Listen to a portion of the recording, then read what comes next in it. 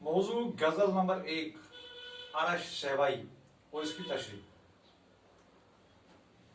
कौन सा वो जख्म दिल था जो तर्व ताजा न था, जिंदगी में इतने गम थे जिनका अंदाजा न था। हम निकल सकते भी तो क्यों कर हिसारी जात से, सिर्फ दीवारें हैं दीवारी थे, दरवाजा न था। तो ये अरश शहबाई की जो है पहले दो यानी मक्ता में जो शायर फरमाते हैं, इसकी तशरीह ये है कि अरश शहबाई जो है वो कहता है कि जिंदगी के यहां पर जिंदगी के दुखों गमों और मुश्किलों का वो जिक्र करते हुए फरमाते हैं कि मेरी जिंदगी में इतने गम थे जिनका कोई अंदाजा नहीं था, यानी इतने गम थे जिनका कोई शुमार नहीं था। मेरे दिल का कोई भी जख्म जो था वो भर नहीं आया और हर जख्म जो था वो अभी तक तरोताजा लगता था। यानी मैं अपने किसी भी जो गम को भूल नहीं पाया हूं। यानी मतलब है वो कहता है कौन सा वो जख्म था जो तरोताजा न था, जिंदगी में इतने गम थे जिनका अंदाजा न था। शायद आप कहते हैं कि मेरी जिंदगी में इतने गम थे जो बेशुमार गम थे, इतनी मुसीबतें थी, इतने दुख थे जिनका कोई शुमार नहीं था। यानी इनका ये बेतहाशा गम थे। मेरे दिल का कोई भी जख्म जो था वो भर नहीं आया, क्योंकि ये अभी तक मुझे क्या लगते थे, तरो ताजा। हम निकल सकते भी तो क्यों कर हिसारी जात से, सिर्फ दीवारें ही दीवारें थे, दरवाजा न थे। तो यहां पर इस शेर में जो शायर है वो कहता है कि दूसरे शेर में क्या है, हम निकल सकते भी तो क्यों कर हिसारी जात से, सिर्फ दीवारें ही दीवारें थी, दरवाजा न था। तो हिसारी जात से मुराद अपनी जात, यानी अपने वजूद के खोल में कैद हो जाना। जब इंसान अक्सर अपने इर्द गिर्द फैले हुए माहौल को पसंद करने के बावजूद बदल नहीं सकता, तो वो अपने ही आप में खो जाता है। हाँ, उसे फरार हासिल करने के लिए अपने आप में खो जाता है। यानी इन जात में जब वो फैले हुए माहौल को पसंद करने के बावजूद बदल नहीं सकता, तो वो इनसे फरार होने में, यानी इसे दूर रहने की कोशिश करके भी वो अपने आप में खो जाता है। फिर इर्द गिर्द होने वाले जो नापसंदीदा वाकयात होते हैं वो उसे मुतासिर नहीं कर सकते।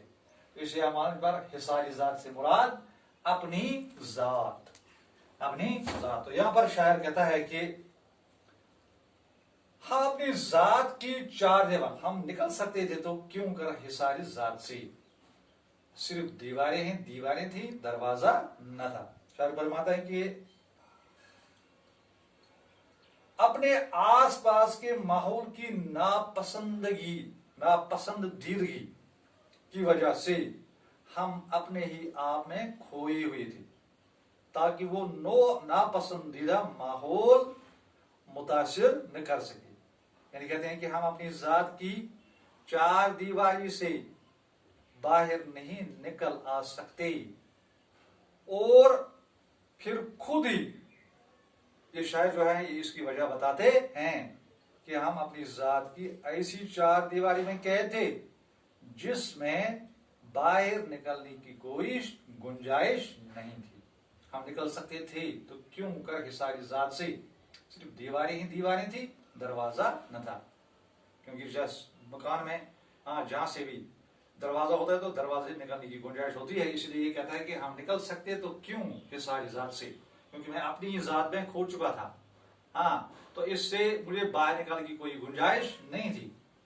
अगर हम निकलते भी थे, निकलने की भी कोशिश करते, क्योंकि हमारे पास क्या थी, सिर्फ दीवारें थी, दरवाजा न था, यानी कोई गुंजाइश ही नहीं थी बाहर निकलने की, क्योंकि मैं अपनी जात में खो चुका था।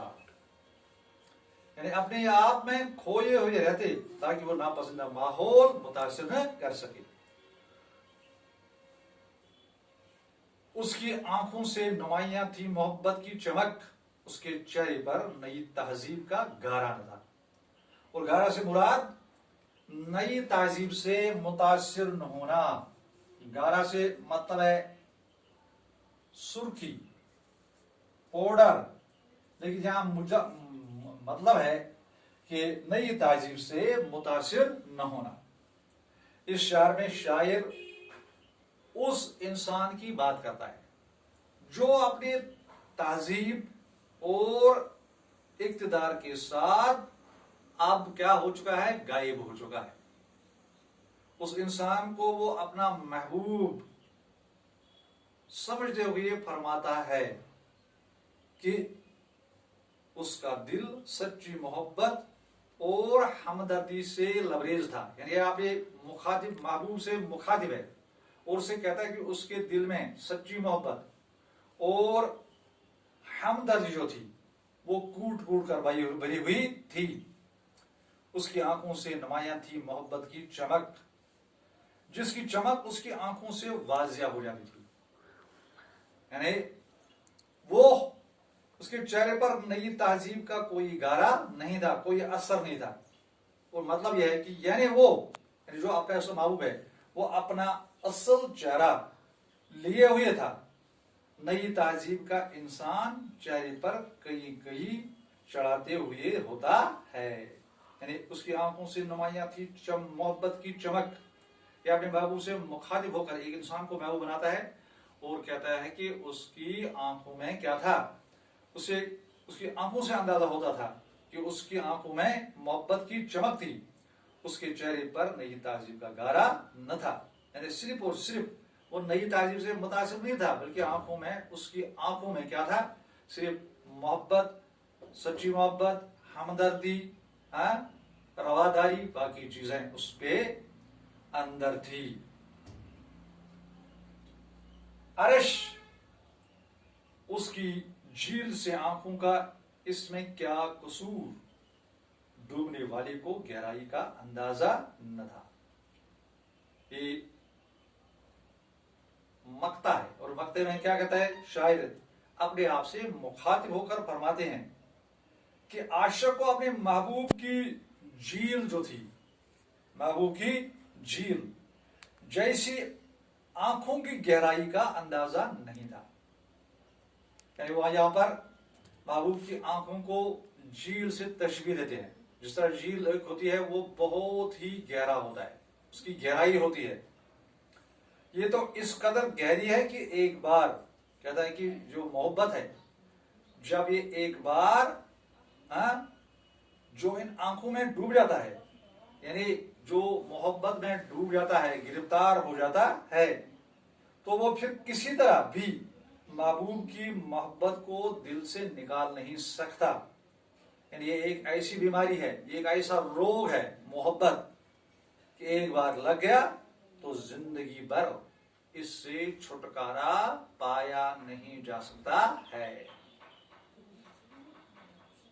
ये थी पहली गजल जिसका हमने तशरिया कर दिया। यानी फिर एक बार, अर्श उसकी झील से आंखों का, इसमें क्या कसूर, डूबने वाले को गहराई का अंदाजा न था।